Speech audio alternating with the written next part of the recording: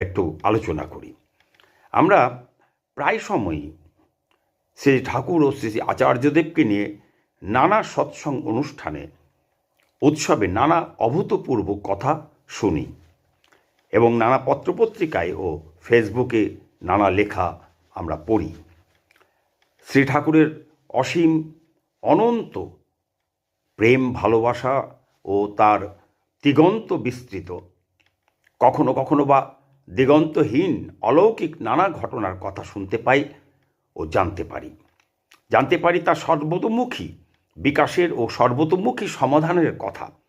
সমগ্র দুনিয়ার জন্য বৈধি বিদায়নী তৎপরতায় জীবনের সমস্ত দিকের সমাধান আমরা শ্রী ঠাকুরের সমস্ত কথার মধ্যে খুঁজে পাই।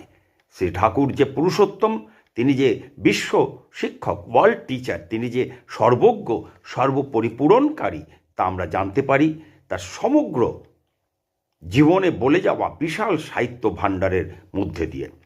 এসব নানা কথা বক্তাদের বক্তৃতার মধ্যে দিয়ে ও তাঁর গ্রন্থ অধ্যয়নের মধ্যে দিয়ে আমরা জানতে পারি। শ্রী ঠাকুরের ও শ্রী আচার্যদেবের জীবনের প্রতিদিনের নানা অভূতপূর্ব ও অলৌকিক ঘটনা, তাঁর চারিত্রিক গুণাবলী নিয়ে লেখা পড়ি, জানতে পারি। শ্রী ঠাকুরের সমস্ত জীবের প্রতি সীমাহীন অন্তহীন স্নেহ, মায়া, মমতা, প্রেম, প্রীতি, ভালোবাসার নানা ঘটনা যে বিবরণ আমরা পাই, তা আমাদের স্তম্ভিত করে দেয়।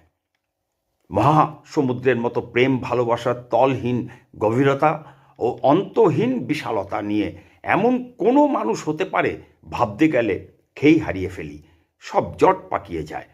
কোথায় ভাবনার শুরু আর কোথায় এর শেষ তা জানি না। ক্লান্ত শরীরে গেয়ে উঠি, ভাবতে গেলে কুল পাবি না, ভাবনায় শুধু হবে সার। যার গভীর অর্থ হলো, শুধু চিন্তা বা ভাবনা করে কোনো সমস্যার সমাধান হয় না, বরং কাজ ও সঠিক পথ অনুসরণ করলে তবেই মুক্তি মেলে। না হলে শুধু ভাবনাতেই জীবন কেটে যায়। আর এইভাবেই একদিন আমরা জীবনের একদম শেষ প্রান্তে এসে পৌঁছাই। এখন প্রশ্ন হচ্ছে, সেই সঠিক কাজ বা পথটা কী? কী সেই কাজ বা কী সেই পথ যা অনুসরণ করলে আমাদের জীবনের নানা চিন্তা ভাবনা থেকে মুক্তি মিলবে?